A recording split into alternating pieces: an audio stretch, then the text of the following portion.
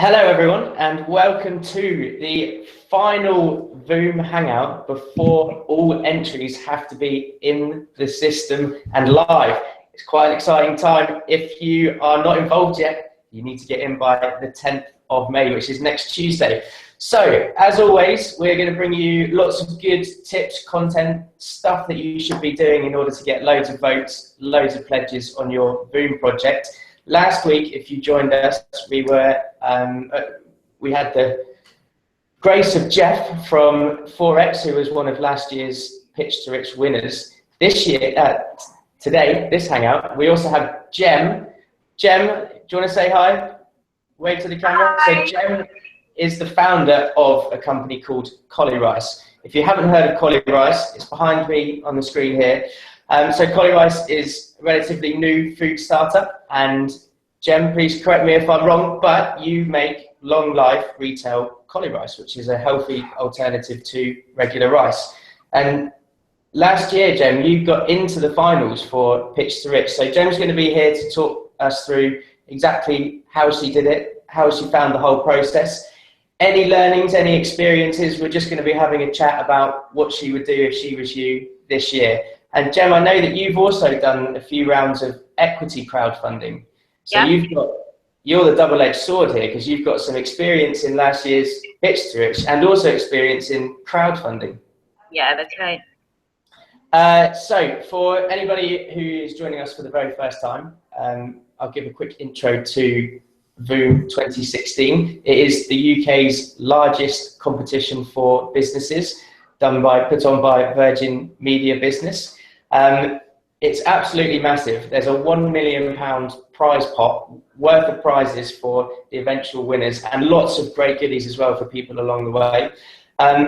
You got to the 10th of May, as I mentioned at the start, to get your pitches in and live and getting votes on them. And then you've got till the 23rd of May to get as many votes as possible. 23rd of May is when voting closes. Very important, two key dates there.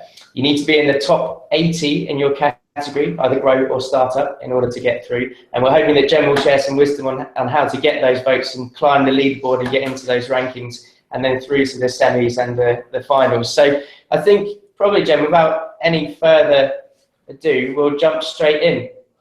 So last year, you went through the VOOM process, which was called Pitch to Rich. What sort of stage did you have Cauli Rice at when you joined VOOM 2015?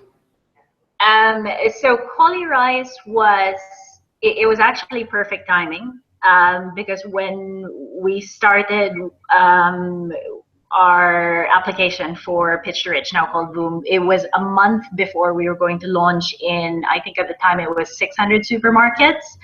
So wow. It was a month before launching, and we were looking for a way to start getting people talking about the product. It was perfect timing. So we heard about the competition, I think really early on, when we saw this huge billboard one day going to a meeting, and I think it was the first week that it opened, and then we signed up straight away. Okay, and so you mentioned it's perfect timing. I mean, what were the main motivations? Is it purely for the publicity that you knew that would come in entering a competition like this? Yeah, the publicity was a big part of it. You mentioned earlier that we raised finance for Cauli Rice. Cauli Rice was, it was something that me and my co-founder Jenny were super excited about. We thought that we wanted to develop a product that was the first in the world. It was a 12-month shelf-stable version of Cauli Rice, which is, you've probably heard it on the internet. Jamie Oliver talks about it, all these celebrity chefs, because it's essentially a new product that replaces rice with 75% fewer calories. It counts towards one of your 5 a day. And it tastes a lot. It gives you the same full meal satisfaction as having, rice. So it's great for people who want to lose weight, great for diabetes. And we came up with the idea because we'd make the product at home, and we had no financing to get it. We thought, wow, let's come up with like a ready to heat, long life version of this product. but we had no cash. So we started raising finance, and we did really well. We managed to go through 3 successful rounds of crowdfunding to raise quite a bit of money, but we had to build a factory because it was the first product of its kind in the world. We had to have enough budget to get into so many more supermarkets than we expected were interested. So we had to have enough budget to launch in 1,500 supermarkets. So by the end of it, we had enough money to get the product on shelves, but we had no budget left for any kind of PR, any kind of experience. That was the gap that we had when we saw this was happening.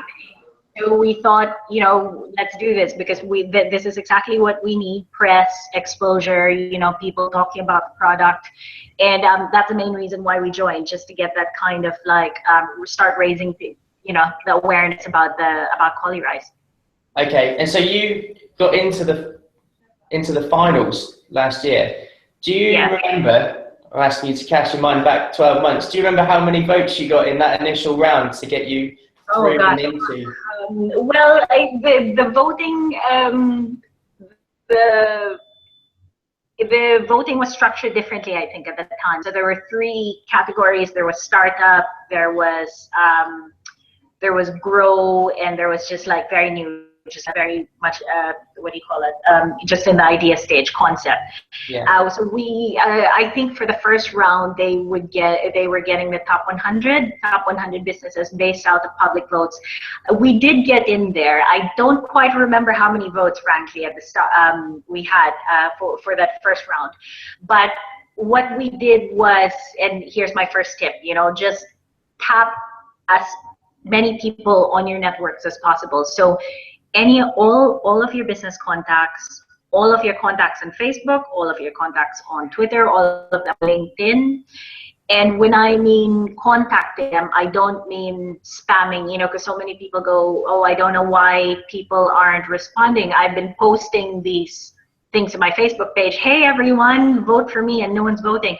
I would actually go and individually personally email every single person, because I think it's that personal, giving it that personal touch makes it much more relevant, much more significant. And I wouldn't do it as a hard sell. I do it as an entrepreneur who, try and share your vision, what you're trying to achieve, and what winning this competition would mean for you. So, talk about how crucial it is for your business to get this kind of exposure and why. And there's so many good ideas out there. If you talk to people about the passion, why you're so passionate about the idea, in a way, it's not even just getting votes. It's a way of kind of getting people to buy into your idea. So I personally emailed, I would say, over 1,000 people, and wow. Okay. And it worked really well for us.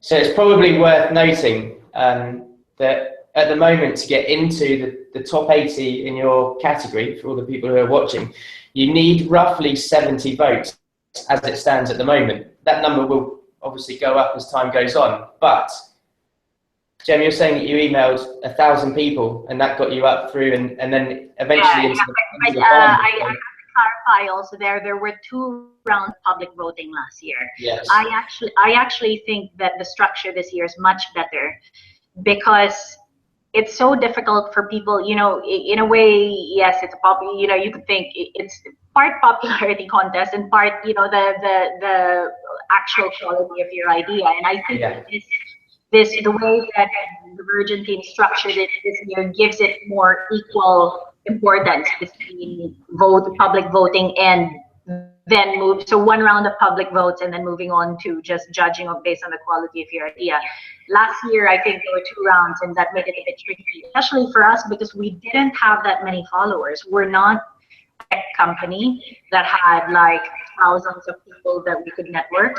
Mm-hmm. We had 100 followers, 150 followers when we started the competition, and we were up against people that just had databases of customers, so it was really, really hard. But I think this year, this first round might feel a bit tough for everyone, especially if you were very similar to what we were like. We didn't have huge followings, but just persevere. If you really feel like you've got an idea you're really confident that you can make, if you can just get your idea to this next phase in front of these next professional panel of judges, you know, just try to get it to this next milestone, and then, you know, and then at least you've surpassed that public judging phase, and then now you can go on to just talk about how great your business is.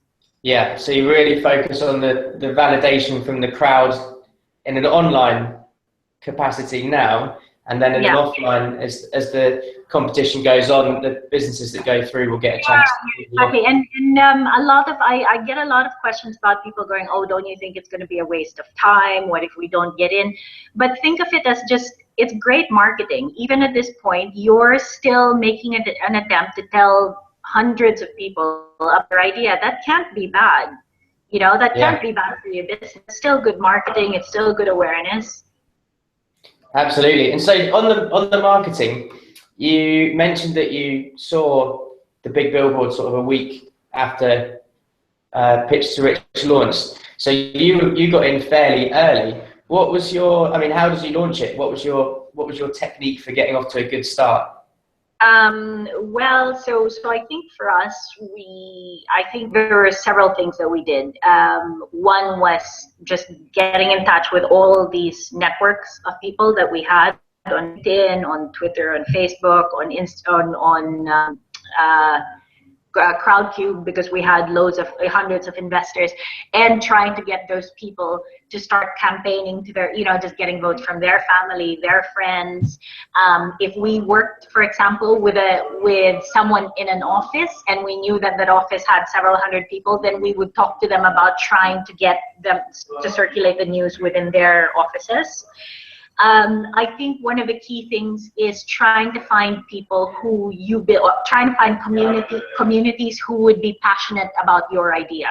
So for example, for us, our product is a health food product, and what we're trying to do is change the way people eat, just trying to make people eat more healthy.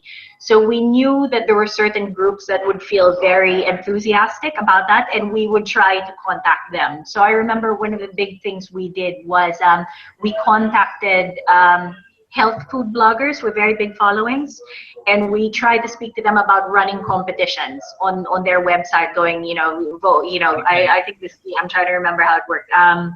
Vote for Cauli Rice, send in, and then they'll choose 10 winners who will get a whole week's worth of Cauli Rice. So, you know, so it's appealing to people who you think would kind of empathize with what you're trying to achieve. That's really it. So you're almost perfectly mirroring what the advice that Jeff gave last week, which is find the people who you share common ground with and you share interests with, and if you can find a way to reach them, convince them to come over and look at your pitch, and last year to vote for you, but this year also to give you some cash if they want to in return for a reward. So great. I mean, that is just such a brilliant addition, I think, to the competition, because it really feels like there's so many businesses join, and you know, PR is great for us. It was exactly what we needed, but there are some businesses there where cash would also be much more important. So I think the fact that you're kind of hitting two birds with one stone with this is just, it's brilliant. I think it's such a great, you know, the way the competition structured this year is really exciting. The prizes are bigger, you know, so I think it's a great thing to just, you know, just see how far you get. Nothing, you know, no harm in doing that. Okay, so as a self-certified crowdfunding expert, here's the $1 million question. Would you be using rewards-based crowdfunding this year if you were in it this year? Would you have rewards on your pitch? Definitely. I think it's a great way for us, because we're a consumer goods product.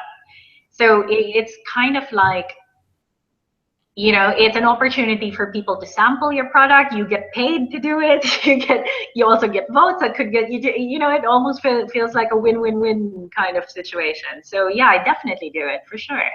Okay, and I don't know if you've been spending much time looking at some of the pitches on VOOM this year. Have you seen any rewards that you really like, or what's the sort of reward which you would be pledging on if you were going to take your wallet out of your back pocket?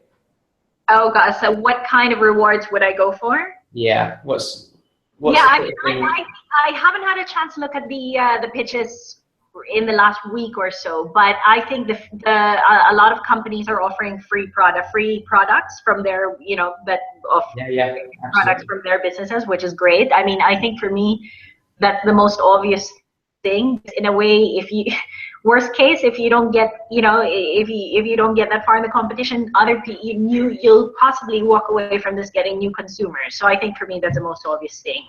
I think some people are getting more creative in terms of offering experiences. Like I think I saw something about go-karting, and you know, so that sounds fun as well. So I think try and think out of the box, try and, you know, capture people's imagination. And I think if you, being a brand person, you know, if you can link all of these freebies to what your brand is about. So if it's about health, do experiences around health. It's about, if it's about kids, you know, it's a way for you to build your brand with consumers also. So it's a great way to market. It's a great marketing channel. And you know, if you will, the PR that we managed to get from the competition has been absolutely amazing at every stage, And I completely agree with you. For me, the best rewards are the ones which are core and completely integral to what the business is doing and offering, because that's a great way to test the concept and make sure that you're doing everything right and that the consumers are actually wanting what you're proposing to offer. But secondly, you've got to do something a bit wild and something that people can talk about, especially at the higher end, and experiences are a really good way of doing that. Experiences are great. And I think like last year, there were some really creative ideas from people that were, you know, that got on the news because they wanted to break a world record for something, you know, kind of create talk value around what you're trying to do. Yeah, I think just thinking really creatively about it, it's really refreshing seeing, you know, I think you would stick out from the rest of the pitches if you try and do that. Okay, and did you do anything like that last year when you were asking for votes? I mean, what sort of, you touched on some of the social media and emails and things like that, making it all very personal.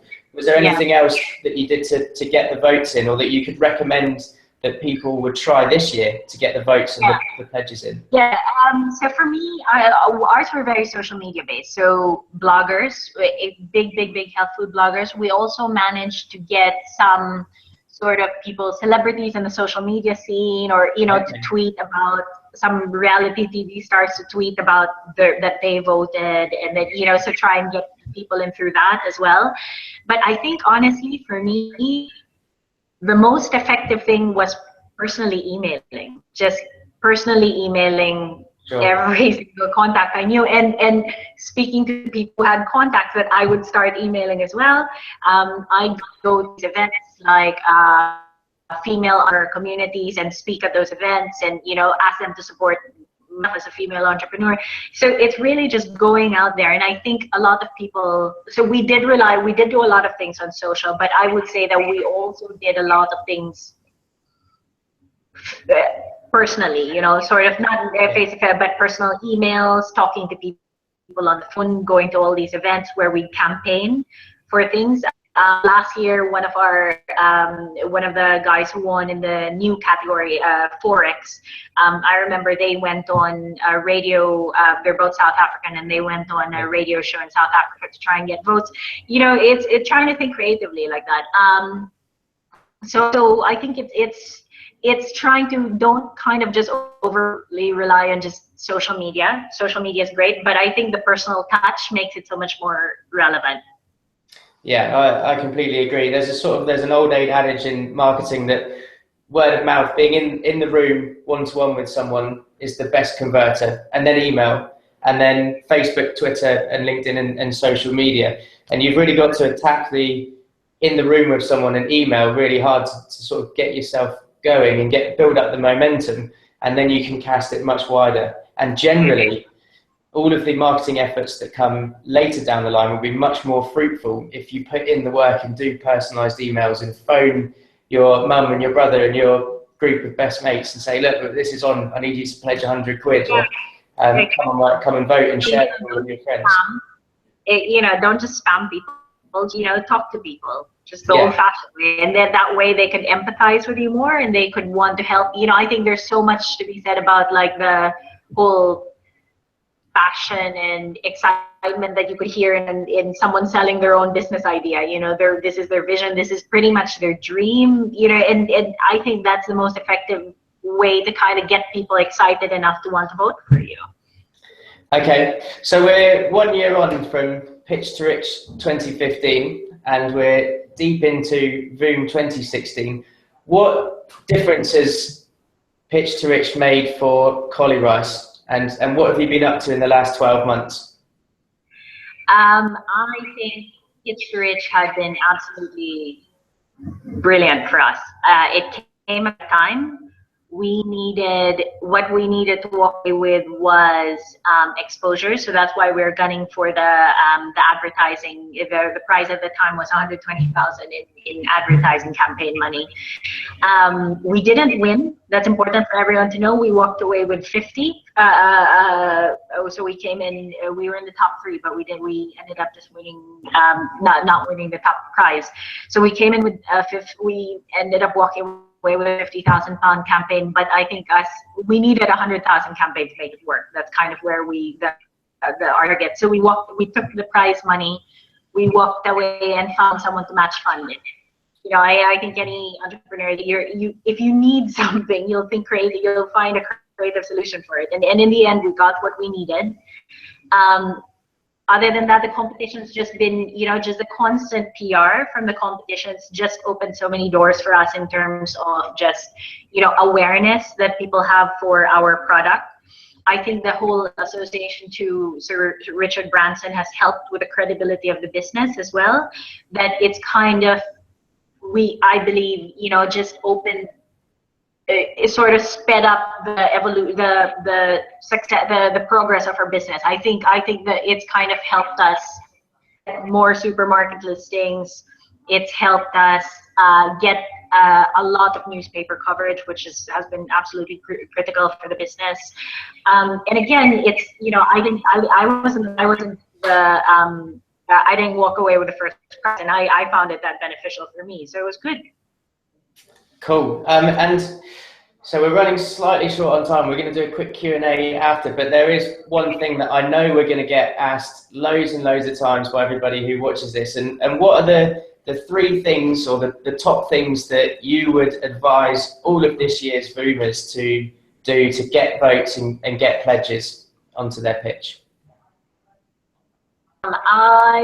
The first thing I would advise is don't overly rely on social media, and no matter how many 100 tweets you send out there, the most effective way is to speak to people or to contact people directly. So that for me, that's the biggest thing. The second piece of advice is don't run out of steam. It's a long competition, and I remember there were points when our energy levels were just flagging, and we needed, it's nice because we managed to get support we knew other businesses that were gunning for the same prize, and we ended up good friends. We called each other on the phone going, come on, you can do it, get more votes, and there'd be sort of this really nice camaraderie that develops. So trying to get to know the other businesses that are running is always helpful. Persevere as well. So like I said, it's a really long competition. So whilst you feel like you might be a bit ahead now, don't get too comfortable. Just keep on going, because there have been, I remember last year, there were, unexpected businesses that would surge to the top in the last few days. So just don't, just keep on giving it your all, just keep on persisting. I think the other thing I want to say is, if you don't make it to the next round, trust me, the PR you're getting now is worth it. It's worth it. So it's just think of it as don't as a wasted effort if you don't get the top prize. Make most of where you get to at a point, like I mentioned Forex, the winner in one of the other categories last year. He ended up through the whole campaigning, finding people, investors, people that invested millions in his business, heard about the competition because of his whole, campaigning on South African radio. So you'll never know what you can get out of this competition through investors, just special like business contacts, that sort of thing. So it's worth it at every stage. Perfect. What a brilliant summary. So we've been getting some questions into the Crowdfunder office via VOOM all week from people who are VOOMing at the moment. So I'm just going to fire a few questions at you, Jem, if that's all right. I think some of them I'll probably take because they're more sort of operational. But first one, what was the toughest part of the competition last year? Public votes. The public votes. Again, because we said we're not a tech company or social media. We didn't have these massive networks of people that we could tap. So we were literally starting from a following of, like I said, 100, 150 people, but through just sheer perseverance, we ended up walking away with 10,000 followers. So tough, but also most rewarding, maybe. Tough but rewarding, yeah, exactly. So next one's probably for me. How do I add rewards if I've already started? So if you are currently running a voting only pitch, it's super easy to add rewards if you want to. Log into your dashboard on the right hand side, there's a little button which says enable crowdfunding. You add a few rewards, you add a target figure, and you let us know where we can send the money when the competition's over and you've hopefully raised loads of cash, and it's as easy as that. Very, very simple. Jem, this is quite a good question. Does your product have any social or environmental impact? And do you think that helps you get far in the competition? Well, we didn't have that, what's that award that the social impact award they have this year? Yes. We didn't have that last year. But I have to say our product does have a very strong social angle to it. We are helping, we managed to get, I mentioned that we had to build a factory, the very first factory of its kind for a product, which wasn't cheap. So we managed to get a huge grant from the government because we're working with UK farmers, cauliflower farmers. Right. Cauliflower has gone down, sales have gone down by 80% since in the last 3 decades, and it really hit farmers hard. So we managed to get a product out there which we believe is reinvigorating this sector, and that's what we're trying to do. So bring jobs, bring more jobs into the agricultural sector, bring jobs into the local community. That's one thing. The second thing is we're trying to fight against food waste. Fresh produce in supermarkets have between 25 and 30% of their fresh produce goes to waste every year, and a lot of cauliflower rice is very much on trend now, which is great, but usually you see a lot of fresh cauliflower rice that has a 2-day shelf life, and it's almost always on discount, and a lot of it goes to waste. Our product, because of its 12-month shelf life, doesn't have this issue, so we'd like to think that we're somehow helping minimize food waste as well. Has it helped our it did help our campaigning, I remember, because one of the huge groups we were managing to get votes from was government sectors that had to do with agriculture and supporting the local community in Cambridgeshire where our product is being produced. So I remember we ended up getting a newspaper article out of it that, vote for Cauli Rice, it'll help bring jobs to the area that we're in. Okay. So it did help in the end. So we didn't have that award that we have now, but it helped us tap into communities. So you could lean on that for your awareness and finding those bits of common ground and shared interest with different communities. Yep. And of course, there's the health benefits, which is which is massive. Going on yeah. Okay, so I've got to fire through these, Jem. How can I see how many votes I've got? That's probably me. It's really easy. It's on your pitch. It's really big at the top. If you look at any pitch on VOOM, you should see them, they're right at the top. And how can I contact my backers? It's probably me again. Last week we announced that there's an update feature which went live. That is now live, and people have been sending out updates to thousands and thousands of their voters. It's super easy to do. Along the top where it says your pitch, there's also a little button called updates. You click on that, you write an update, it appears on your page, so you can use it as sort of like a micro blog. But what it also does, which is the real powerful part of it, is it emails all of the voters that have come onto your pitch and voted for you. So it's an excellent way to bring them back onto the page, get them re-engaged with your pitch, and hopefully ask them to share it and do what they can to spread the word for you. Okay, last question, Jem, is actually about your Facebook and growing your social awareness, but we've pretty much covered all of that. So I'm going to move on to the live ones that came through, which there are a few that we can squeeze through in the next sort of 2 minutes. Yeah, that's good. So what category were you in last year's Pitch to Rich?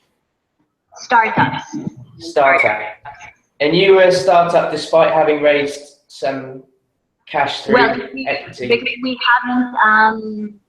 we hadn't started trading yet, so we couldn't grow. Several questions with growth, and we didn't have any.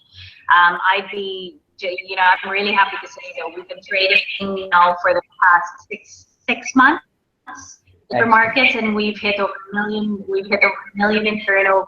We've sold close to $1 million in pouches of Cauli Rice, and I think so much of that had to do with the competition.